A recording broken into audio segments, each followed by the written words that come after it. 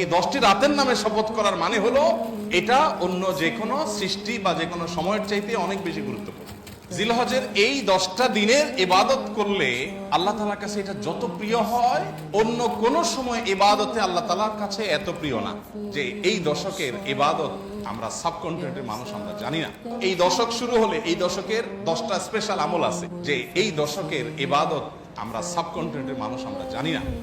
আমাদের মানুষকে জানাতে হবে, জানাবার জন্য কিছু কাজ করতে হবে। সাহাবীদের কেউ কেউ এই দশক শুরু হলে এই দশকের 10টা স্পেশাল আমল আছে, এই আমলগুলো করবার জন্য কেউ কেউ বাজারে চলে যেতেন, উদ্দেশ্য অন্যদেরকে জানানো, অন্যদেরকে জানানো। তো সেই দশকের আমলগুলো আমরা করবো তো ইনশাআল্লাহ। আমি সংক্ষেপে বলছি আমলগুলো কি কি। নাম্বার 1, আল্লাহকে বেশি বেশি স্মরণ করা, জিকির করা। আল্লাহ সুবহানাহু ওয়া তাআলা কোরআনে কারীমে বলেছেন, উযকুরুল্লাহ ফি আইয়ামিন মা'দুদাত, নির্দিষ্ট দিনগুলোতে তোমরা আল্লাহর জিকির করো, বেশি বেশি স্মরণ করো। আল্লাহর স্মরণটা বেশি বেশি হবে। আল্লাহর স্মরণ কিভাবে করবেন? যত প্রকার জিকির আছে সেগুলো করবেন, কোরআন তেলাওয়াত, সকাল সন্ধ্যার জিকির, উঠতে বসতে জিকির, দোয়া, সেগুলো পড়বেন বেশি বেশি। আর স্পেশালি বিশেষভাবে একাকী বসে চিন্তা করবেন, আল্লাহ তাআলা আমাকে সৃষ্টি করেছেন, কত মানুষ আছে যা আমার মতো নেয়ামত পায় নাই। আল্লাহর স্মরণের অংশ হিসাবে এগুলো, যে আল্লাহর কুদরত নিয়ে চিন্তা করা। আর সব বাদ দেন, আল্লাহ আমাকে হাত পা সুস্থ রেখেছেন, কত মানুষ অসুস্থ, কত মানুষ অসুস্থ, কত মানুষ বিভিন্ন ভাবে আক্রান্ত। অতএব এই দশকে যে আল্লাহর জিকির করবেন, এই জিকিরের অংশ হিসাবে আল্লাহর এই নিয়ামতগুলো চিন্তা করবেন, মুখে জিকির করবেন। এক। দ্বিতীয় আমল হলো সাধারণ নেক আমলগুলো বেশি বেশি করবেন।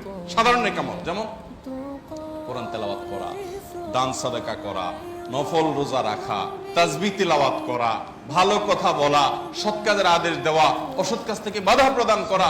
এই রুটিন ভালো কাজগুলো, নরমাল ভালো কাজগুলো পরিমাণে বেশি বেশি বেশি বেশি করতে থাকবেন। 3 নম্বর আমল হলো গুনাহের কাজ এই 10 দিন অন্তত অন্য সময়ের চাইতে একটু হলেও কমাবার চেষ্টা করবেন, গুনাহের লাগামটা ধরার চেষ্টা করবেন। কারণ এই দশক মর্যাদার দশক, এই দশক আমলের দশক। অতএব এই টাইমে গুনাহ করলে অন্য টাইমে গুনাহের চাইতে বেশি ভয়াবহ হবে, এটা কমাবেন। 4 নম্বর আমল হলো যাদের হজের সামর্থ্য আছে তারা হজ করবেন। 5 নম্বর আমল হলো যাদের কোরবানি করার সামর্থ্য আছে তারা কোরবানি করবেন। 6 নম্বর আমল হলো যারা কোরবানি করার নিয়ত করেছেন, জিলহজের চাঁদ ওঠার আগে আগে চুল, নখ, গোঁফ, অবাঞ্ছিত লোম ইত্যাদি কেটে ফ্রেশ হয়ে এই 10 দিন আর সেগুলো কাটবেন না। এটা করবেন হলো কোরবানির পরে। এটা কোরবানি যিনি করবেন তিনি করবেন।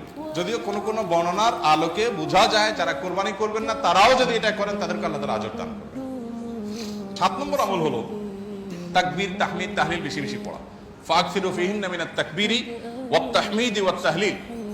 নবী সাল্লাল্লাহু আলাইহি ওয়াসাল্লাম বলেছেন এই দশক যখন শুরু হবে তখন তোমরা বেশি বেশি তাকবীর বলবে, মানে আল্লাহু আকবার বলবে, বেশি বেশি তাহলিল বলবে, বেশি বেশি তাহমিদ বলবে, লা ইলাহা ইল্লাল্লাহ বলবে, আলহামদুলিল্লাহ বলবে।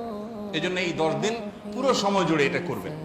ওই যে বলছিলাম শুরুতে সাহাবী কথা, একজন সাহাবী এই দশক শুরু হলে বাজারে যেতেন, শুধু কি জন্য? এই আমলটা করার। বাজারে যে সবাই বাজারে কেনাকাটায় ব্যস্ত, উনি যে উচ্চ স্বরে বলতেন আল্লাহু আকবার, আল্লাহু আকবার, লা ইলাহা ইল্লাল্লাহ, আল্লাহু আকবার, আল্লাহু আকবার, ওয়ালিল্লাহিল হামদ। এর উনি বাজারে গিয়ে বলতেন। উদ্দেশ্য কি? অন্যদের যত স্মরণ। এখন আপনি ভূমিপল্লীতে কয়েকটা দোকান আছে অথবা চিটাগাংয়ে বাজার আছে, আপনি বাজারে যায়া সবাই কেনাকাটায় খুব সিরিয়াস মুডে আছে, আপনি যাই যদি সেখানে জোরে জোরে বলেন আল্লাহু আকবার, আল্লাহু আকবার, লা ইলাহা ইল্লাল্লাহ, আল্লাহু আকবার, আল্লাহু আকবার, ওয়ালিল্লাহিল হামদ, কি হবে দৃশ্যটা বলেন তো? এটা আপনি যদি বলেন সবার মধ্যে, অনেক লোক বাজারে মাঝবাজারে জমজমাট, আপনি যাই জোরে জোরে এটা বললেন, কি করবে সবাই? সবাই থাকায় বলবে ব্যাপার কি, সমস্যা আছে নাকি, কোন অসুস্থতা আছে কিনা বেচারা, এটা না বলবে যে সবাই যে অসুস্থ, সবার যে ইমানের রোগ, তাকওয়ার রোগ, এজন্য সুস্থ মানুষকে কি মনে হয়? অসুস্থ মনে হয়। কারণ এটা তো দেখতে অভ্যস্ত না সে। আমি এই জন্য বলি ভাই, এই সুন্নতটা ওই সাহাবীর সুন্নাত জিন্দার নিয়তে একটু দোকানে যায়, যা সবাই চা খাচ্ছে একটু একটু চিৎকার করে বলার দরকার, একটু জোরে বলেন যাতে তারা শুনে। যদি দেখেন যে তারা অন্যভাবে তাকাচ্ছে, বুঝতেছে না, পিঠে হাত দিয়ে সুন্দর করে একটা মুস্কি হাসি দিয়ে বলেন ভাই এই দর্শকে বেশি বেশি তাকবীর করতে হয়, তো এই জন্য আমি একটু জোরে বললাম যাতে আপনার স্মরণ হয়। দেখবেন সেখান থেকে অনেকের বিবেক খুলে গেছে, খুলে পড়বে ইনশাআল্লাহ। চেষ্টা করা যাবে তো ইনশাআল্লাহ। তাহলে তাকবীর, তাহমিদ, তাহলিল জোরে পড়বেন। আমি প্রতি বছর আপনাদেরকে এই কথা শুনাই, এবছরও বলি। সেটা হলো মিডল ইস্টের বিভিন্ন দেশে দেখা যায়, বিশেষ করে সৌদি আরবে, সামাজিক সৌন্দর্য। বিভিন্ন গলিতে যখন ঢুকবেন জিলহজের এই 10 দিন, আপনি দেখবেন তাদের গেটের ওখানে ছোট্ট একটা ওই যে ব্লুটুথ ডিভাইস লাগানো আছে, এখানে সারাক্ষণ তাকবীর সমুদ্র কণ্ঠে চলছে, আল্লাহু আকবার আল্লাহু আকবার লা ইলাহা ইল্লাল্লাহ আল্লাহু আকবার আল্লাহু আকবার লিল্লাহিল হামদ, অথবা অন্য তাকবীর চলছে, আল্লাহু আকবার কাবীরা ওয়াল হামদুলিল্লাহি কাসীরা ওয়া সুবহানাল্লাহি ওয়া বিহামদিহি বুকরাতাও ওয়া আসীলা। সব জায়গা, দোকানে যাবেন, মার্কেটে যাবেন, এখন আস্তে আস্তে সৌদি আরব থেকে এগুলো হারায় যাচ্ছে, দুঃখজনক, কিন্তু ছিল এগুলো। এবং এখন অনেক জায়গা আছে যে দোকানদার ওই মৃদু কণ্ঠে এটা চালা রাখছে। আর আমাদের ঈদুল আজহা আসছে, এখন জাগানাকা গানের ছোটে আপনি হাঁটতে পারবেন না, ঠিক না বলেন? গরুর বাজার, ছাগলের হাট, গান চলে। এখানে আমি যখন ভূমি বলেছিলাম এইখানে যে বাজার হয়, আমি যাই থামাইছি 2 দিন, যাই সেখানে কমিটির লোকদেরকে ধরলাম, ভাই ঈদুল আজহা একটা ধর্মীয় দিবস, কাজটা ধর্মীয়, আর সেখানে আপনি জাগানাকা গান লাগায়া গরু বেচতেছেন, ছাগল বেচতেছেন। আল্লাহ তো বিবেক দিছে অন্তত, এখানে অন্য কিছু লাগান, এটা কি রে ভাই? আর আপনার গানের অত্যাচারে আশপাশে মানুষ ঘুমাইতে পারে না, থাকতে পারে না, এ কি মানুষ? এ কোনো মনুষ্যত্ব তো থাকার কথা না।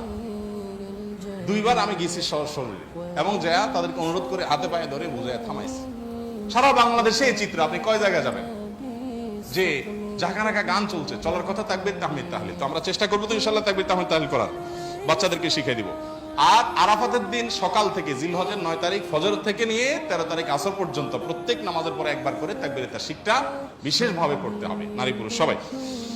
আর 9 নম্বর আমল হলো আরাফাত দিন রোজা রাখবেন। আরাফাত দিন রোজা রাখলে কি লাভ হবে? 1 বছর আগে আর 1 বছর পরে, অগ্রিম। পরের বছর যদি বাঁচেন, সেটারও ছোটখাটো গুনাহগুলো আল্লাহ তাআলা মাফ করে দিবেন। আর 10 নম্বর আমল হলো ঈদুল আজহার সকল সুন্নাতগুলো আদায় করবেন। চেষ্টা করবো তো আমরা ইনশাআল্লাহ। আল্লাহ আমাদের সবাইকে আমলের তৌফিক দান করুন।